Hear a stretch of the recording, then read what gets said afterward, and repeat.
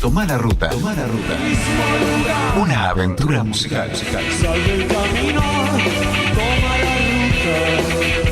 Vamos a charlar, como te habíamos anunciado al principio del programa, Jorge. Vamos a charlar con un guitarrista emblemático y además protagonista de la historia del rock, de una de las bandas que en lo personal más me marcaron la adolescencia, que fueron los años 80. Claro, ¿no? sí, totalmente. Te voy a pedir que lo presentes vos lo gestionaste y bueno, es un gusto poder tenerlo acá en la radio municipal. Sí, creo que, bueno, es el guitarrista por excelencia. Yo me recuerdo cuando era chico que lo veía, fue la primera vez que fui preso.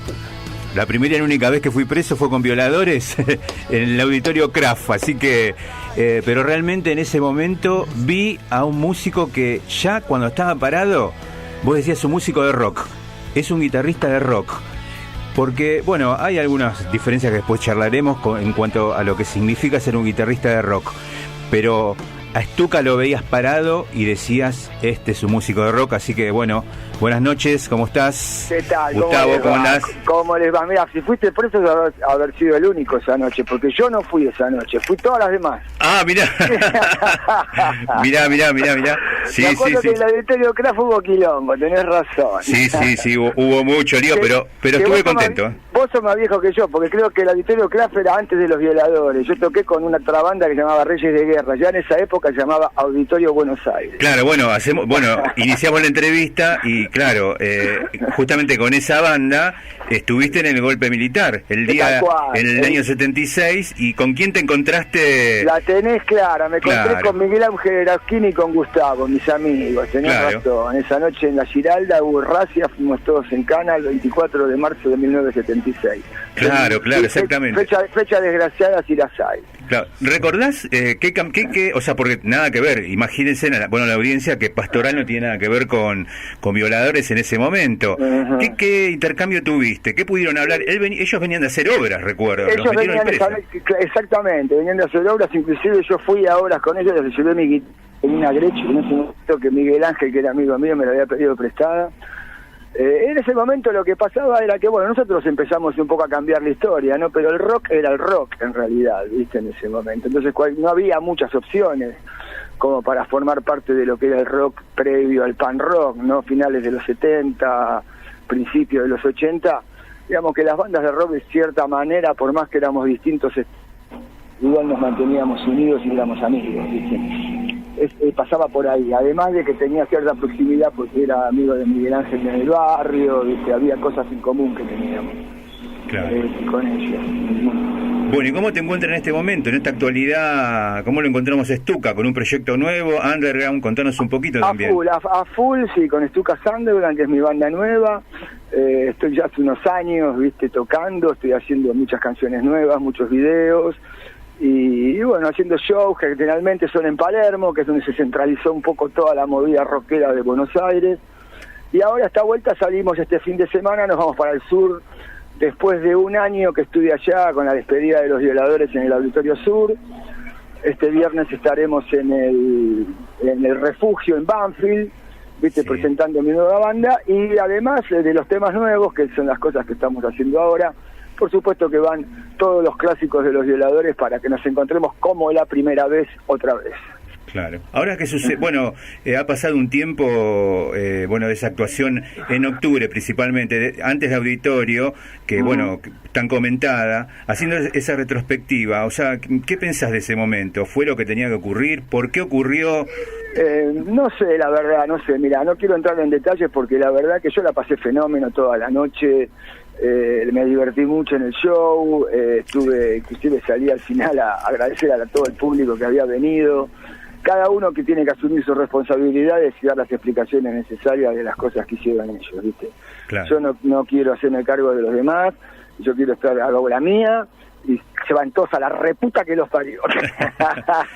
Bueno, le contamos a la audiencia que, bueno, que Stuka, si nos metemos en el túnel del tiempo, también, bueno, tiene hitos realmente y anécdotas maravillosas, como por ejemplo, hay como sobrevolando una anécdota que, bueno, que yo sé que es real, porque estuve también en ese lugar, cuando se presentó Police en el Estadio Obras.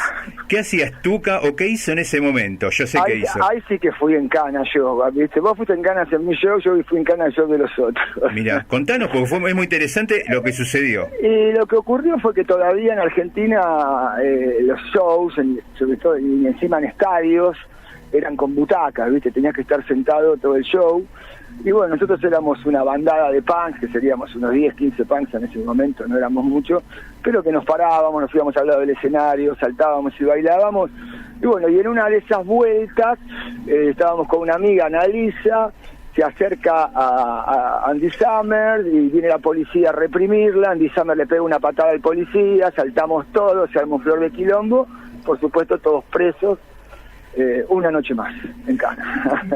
Claro, que fue un hito, le contamos a los oyentes, porque bueno, que Andy Summer le pega a un policía una patada. Sí, fue famosísimo. Fue la patada de Andy Summer fue muy famosa. Y hasta la habían titulado Police versus Police, Police contra la policía. Había sido más o menos la anécdota de esa noche. ¿Qué tal, Gustavo? Gustavo Cristal te saluda. ¿Cómo estás? Bien. Gusto, Gustavo. ¿Cómo fue toda esa época de la apertura, ¿no? Primero, no, o sea, fue riesgoso, pero ¿cómo musicalmente, cómo fue para vos como guitarrista formar un estilo? Porque, bueno, venían de un estilo extranjero, el punk rock y toda la movida de Estados Unidos y de Inglaterra, pero ustedes acá en Argentina, en Buenos Aires, como vos decís, eran 15 punk. ¿Cómo fue trabajar todo eso? Porque ustedes, o sea, lo formaron a eso, lo crearon. Sí, bueno, yo ya tenía una previa de rock and roll, ¿no? Yo creo que siempre digo que el punk en Argentina fue importante y fue rápido en cuanto a lo que ocurrió en el resto del mundo, de Latinoamérica, porque ya teníamos un rock and roll que venía ya de finales de los 60, principios de los 70, ¿no? Te hablo de eso, desde Mori, Los Gatos, ni hablar de Spinetta, Mercado Rabioso, Papos Blues, te puedo nombrar un montón de bandas previas al punk rock que hicieron que haya un caldo de cultivo en Argentina con rockeritos como yo que ya escuchaban todo ese rock como para salir y hacer punk rock, ¿no? Claro, había material para formarse. Había material, había una previa, había una base previa como para que el punk rock tenga sentido en Argentina, ¿no? Si bien la queja social que había en Inglaterra no era la misma que acá, pero acá teníamos un montón de cosas también de que quejarnos. Es decir, que nos vino como un anillo al dedo.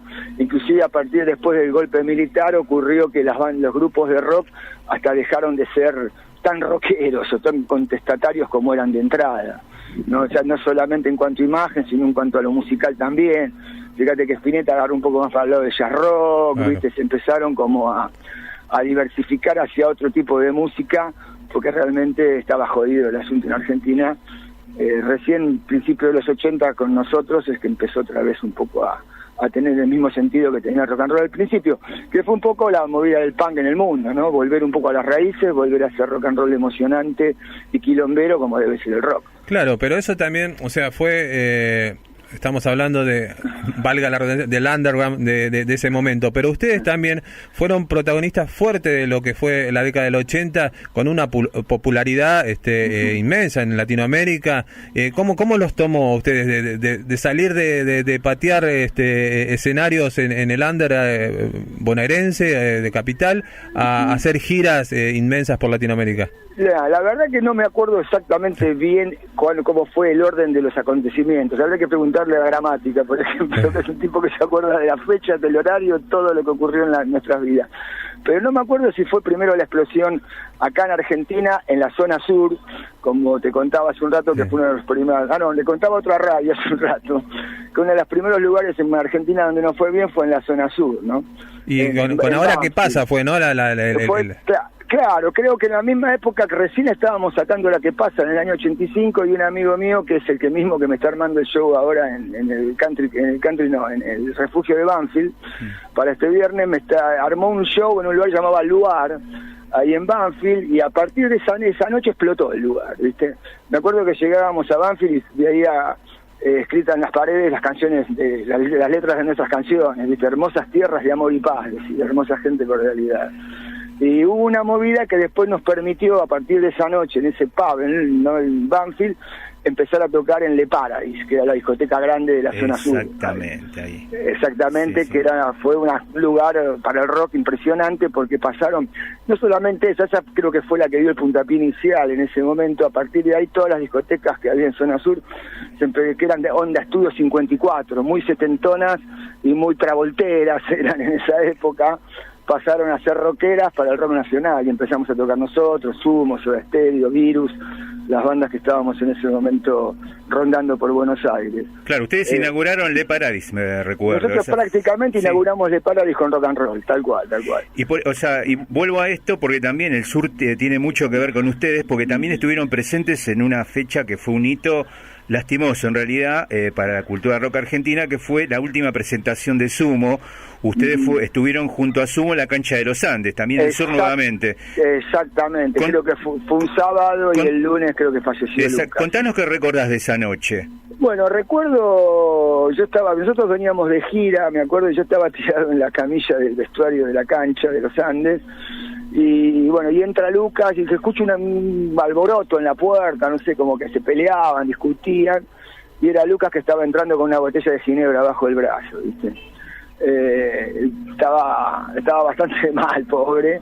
Claro. Y bueno, y en ese momento nosotros estábamos saliendo de gira, estábamos haciendo muchas cosas por el interior y por Latinoamérica, y él estaba tal vez un poco celoso y estaba dedicándonos Fuck You, me acuerdo, a los Violadores, porque estábamos en una postura tal vez para él un poco demasiado famosos estábamos haciendo, ¿viste? Claro. Y yo cuando lo veo venir pensé que me iba a matar, ¿viste? Pero la verdad que no, vino y me abrazó, me saludó cordialmente, fue una grata sorpresa que tuve, pero desgraciadamente ocurrió que ese lunes falleció, ¿viste? Una pena para el rock argentino y una pena para el rock mundial, porque la verdad que era un tipo que se las bancaba todas y que hizo una música, la verdad, que de excelencia, realmente. Claro, tu formación de guitarrista también, bueno, hablemos un ratito de eso, también tuvo mucho que ver con Papo. Al escuchar Insoluble, ahí fue que flasheaste. Contanos por qué recordás de ese momento, cómo fue ese golpe haber escuchado a Papo al ser chico. Y yo tendría, no sé, unos 15, 16 años, calculo, en esa época, cuando salió el Papo Blues 2, fue, ¿no? El Papo Blues, Papo Blues 2, Papo Blues 2, sí. Insoluble. Y lo escuché cantar a uno de los grandes del club, estábamos, no sé si jugando al fútbol, qué estábamos haciendo, y lo escuché cantar el sacerdote que brindó la misa para la moral, no se dio cuenta que tenía grasa en el delantal. Cuánta verdad tenía Papo en esas palabras, ¿no? Es verdad. Y a partir de ahí le pregunté qué era, y me dijo Papos Blues, y salí corriendo y me compré ese disco, y a partir de ahí descubrí todo un mundo nuevo, ¿no? Que era el rock argentino. Te meto un instante en el túnel del tiempo y te pregunto, ¿quién fue Carlos Fossa? Vos tenés un poco media... Vos querés entrar en temas álgidos. Carlos Fossa era el hermano de mi viejo, mi tío, la verdad que una persona a la cual respeté mucho en mi vida. Era un tipo con unas convicciones muy muy claras, muy fuertes, y con el cual conviví no solamente acá en Argentina, sino que cuando tuve que hacer el servicio militar, después del servicio militar que se venía la guerra, y se vino la guerra al final, desgraciadamente, la de Malvinas, bueno, me fui con él a vivir un tiempo a Brasil, y aprendí un montón de cosas. La verdad que me dio una enseñanza de vida impresionante. Mi tío Carlitos, loco, un genio. El comandante Charlie, como lo conocían las tropas en ese momento. Claro, Charlie Montonero, que tomó el cuartel de Azul en su momento. ¿Cómo sabes tanto vos de todo eso? Bueno, pero sí, ¿por qué no? Porque también tiene un germen. O sea, el hecho de vos ser un guitarrista de rock y bueno, toda esta impronta que tenés, no es que surge de la nada. También los genes, también, o sea, yo pienso así, ¿no? De alguna manera el espíritu revolucionario se mantiene, ¿viste? En la familia, hasta cierta forma. No, lo bueno de mi tío era que él no era un guerrillero, no era un tipo agresivo, nunca había sido un tipo que haya tenido tampoco mucha creencia política, ¿no? Él estaba caliente porque lo estaban cagando los militares en ese momento. Él era arquitecto y le estaban robando los proyectos de las ideas que él tenía, como por ejemplo las famosas góndolas de las galerías, que las había inventado él, ¿viste? Las galerías tenían de la derecha y de la izquierda, y en el medio no había nada. A él se le ocurrió un día poner las góndolas de la galería, registró la patente y se la afanaron. Se calentó mucho y ahí Y bueno, como vos decís, en un momento arma una historieta, y lo bueno de todo esto, ¿no?, que la tenían muy bien planeada, porque toman el cuartel de Azul y él ya tenía cierta tecnología, y con walkie-talkie se comunicaban, y cuando los tanques doblaron por la vuelta de Tapalqué, que quedaba unos kilómetros del cuartel, abandonaron el cuartel y los dejaron a todos garpando sin tirar un solo tiro, ¿viste? La verdad que fue un acto de rebeldía contra un sistema asqueroso que estaban viviendo en ese momento, ¿no? Qué loco, ¿eh? Qué loco. Gustavo, hablábamos recién de revolucionario, pero ustedes, volviendo a la música, ¿no? Con Violadores, ¿no sintieron un poco que ustedes también estaban revolucionando la escena por la propuesta, por las letras, por la profundidad, por la rebeldía de la música? O sea, Sí, apuntábamos un poco a eso, ¿no? Es decir, capaz que éramos muy pendejos y muy inconscientes de lo que estaba realmente ocurriendo, ¿no? Cuando ocurrió lo de la Universidad de Belgrano, que fue año 81, todavía estaban los militares, ahí sí que fueron todos una gran redada que hicieron en ese momento. La verdad que nosotros no sabíamos que estaban torturando y matando gente en la Escuela de Mecánica de la Armada, ¿viste? Pero de alguna manera nuestra rebeldía estaba a flor de piel, no nos podíamos aguantar. En mi caso personal no me podía aguantar salir con mi novia y que cada vez que iba al cine tenía que venir mi viejo a buscarme, ¿viste? Y mi viejo se hinchaba las pelotas, ¿viste? Y parecía que yo era un revolucionario, lo único que hacía era ir al cine, ¿viste? Entonces esas cosas te llegaron a hinchar las pelotas un poco como para salir, para darte ánimo, como para salir a criticar ese sistema horrible que teníamos, ¿viste? Creo que ese fue lo que más me calentaba a mí en ese momento, no poder ser libre, no poder caminar libremente por la calle. ¿Y cuándo te diste cuenta que ya eras un músico y que estabas laburando de eso y que tenías un trabajo, que era una banda, por más que lo disfrutes y te vayas de gira y todo eso? ¿Cuándo te diste cuenta que la semana pasada, cuando Arcor me puso la publicidad del ultraviolento en los helados? Claro. y me pagaron. Qué bueno. Por fin. Igualmente hay que decir a la gente que se viene algo muy interesante, que es la banda de sonido del Robo del Siglo, que se estrena en enero. Tal cual. Contanos un poquito de eso. Bueno, hay un par de películas, no solamente esa, hay otra película que salió a finales de diciembre que se llama Las Buenas Intenciones, que es una película de una directora que se acaba de ganar el premio a la mejor directora del Festival de Mar del Plata. Bien. Se llama Ana María Blaya, que hizo una película medio autobiográfica, ¿no?, de ella con los hermanos, y que el padre siempre los llevaba al colegio escuchando Ultraviolento, porque era fan de los Violadores, y a partir de eso armó un guión, a partir del tema y de la relación de ella con el padre y los hermanos, armó un guión muy, muy copado, muy bueno, donde trabajan varios actores conocidos como Juan Minujín, ¿viste?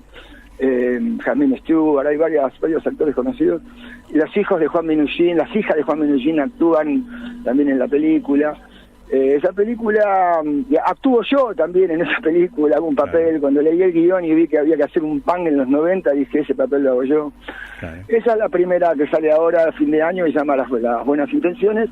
Y después también en la parte del robo, en el Robo del Siglo, está el ultraviolento cuando empieza la acción en la película. Por eso no le fue esquivo el cine, porque vos también hiciste cortos de Perrone, me acuerdo, sobredosis, sí, hubo una serie, hay una beta también artística, ¿no? ¿Y cómo se llamó la película? ¿Quién nos está mirando? Alguien te está mirando. Alguien te está mirando, esa vez. Que trabajamos con Peyronel, sí, porque necesitaban un look para la película que daba justo el nuestro, ¿no? Que era el heavy metal de Peyronel y el punk mío. Veníamos como anilla al dedo para dos personajes de esa película, y ahí fuimos bastante protagónicos en esa película. Y que ya quedó medio como una película de culto con el tiempo. Claro, ¿no? Sí, por eso mientras contabas eso me había venido a la memoria esa película que habremos alquilado en el videoclub. Claro, tal cual. Pero también como músico has tenido tu reconocimiento de músicos de afuera, por ejemplo Rudy Suarzo, sí, bueno, sabemos Quit Riot, Ozzy Osbourne, te ha llevado a tocar, sí, contanos un poquito de eso, fue Post-Violadores fue. Sí, con Rudy fue Post-Violadores, fue con mi primera experiencia solista, además la solista era un grupo, en realidad éramos los Estucas en Vuelo, que era un trío que estuve a partir del año 92, y Rudy Suarzo vio en MTV, que en ese momento estaba muy fuerte la MTV con el rock, vio un video que había hecho de Interzona, le gustó y me llamó para hacer una gira por Estados Unidos y fue maravilloso, la verdad, porque ahí me dio ganas de irme del país a la mierda. Claro. Y por eso que me fui 20 años y volví hace poco, hace unos 4 o 5 años que estoy de vuelta. Bueno, volvemos al presente y bueno, el viernes 22 a las 23 horas en el Teatro El Refugio, Maipú 540 Banfield, se va a presentar Stuka y Underground. Quiero hacer un párrafo especial. El Día de la Música, el viernes 22. Exactamente. ¿En serio? ¿Es el Día de la Música? Es el Día de la Música. Pero vengan todos a festejar. pero quería hacer un párrafo específicamente del Teatro El Refugio, que está pasando por un momento acuciante, creo que esa es la palabra, en la cual, probablemente cierre sus puertas, está justamente generando así movidas como para que la gente se acerque, y bueno, justamente quería hacer el llamado, ¿no?, a la gente del sur. Eso no sabía. Sí, está en una situación, digamos, delicada. Porque es una especie de centro cultural el lugar, ¿no? Exactamente, es un teatro con un centro cultural, pero bueno, sabemos cómo está la situación actual, creo que aprovecho para preguntarte, ¿cuál es tu opinión, digamos, del ambiente? Horrible lo que está pasando, ¿no? Con toda esta historia, que yo no sé si llamarlo el neoliberalismo, capitalismo, qué mierda es, pero que realmente cuando hace que la gente se sienta acosada o llegue a tener el agua o la soga en el cuello, no está bien. No está bien lo que está pasando ni aquí ni en ningún lugar de Latinoamérica, con todos estos levantamientos y esta violencia que se está generando. Yo creo que creo que la humanidad en general, no más allá de nosotros en esta parte del planeta, ya tendríamos que haber pasado de esa infancia en cuanto a política, en cuanto a religiones, en cuanto a estructuras que hacen que lo único que logran es que nos enfrentemos entre nosotros. Eso creo que son los poderosos, que aún la famosa frase divide y reinarás, a algunos les sigue dando alto rédito, y por ahí creo que pasa toda la cagada por la que estamos viviendo en este momento.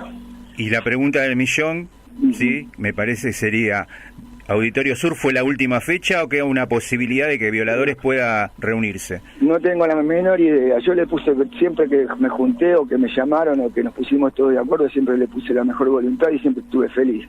Lo que a mí me rompe un poco las pelotas es de que cuando nos juntamos haya otros que no estén felices, ¿viste? O que por lo menos tienen una actitud que no es de felicidad haciendo música, me parece que es medio al pedo. Sobre todo entre nosotros, de pronto si querés ponerte una careta, ponela. Pero cuando llega el momento, tenés que decir la verdad de lo que pasó y tenés que poner los huevos sobre la mesa, ¿viste? Y no hacer responsable al otro a veces la cagada que vos te mandás. En ese punto realmente me hincha las pelotas, los violadores. Bueno, Stuka, desde ya muchas gracias por estar acá en la radio municipal de Florencio Varela. Esta es una radio... Chicos, les agradezco mucho a ustedes la comunicación, y bueno, y los espero a todos, más que extender la invitación hacia ustedes, por supuesto que los espero el viernes, y a toda la gente que está escuchando, ojalá que nos podamos encontrar. ¿Cómo se puede informar la gente a través de tus redes sociales? ¿Dónde estás subiendo información? Sí, toda mi información, tanto en Facebook como en Instagram, es Stuka STK. Stuka más las consonantes de Stuka. Muy todo bien. Junto me encontrás en cualquiera de las redes sociales. Y bueno, pueden escuchar todas las cosas nuevas, pueden ver fotos, pueden ver videos, pueden entretenerse un rato. Tomá la ruta. Una aventura musical. Salve el camino, toma la ruta. www.radiomunicipalfb.gov.ar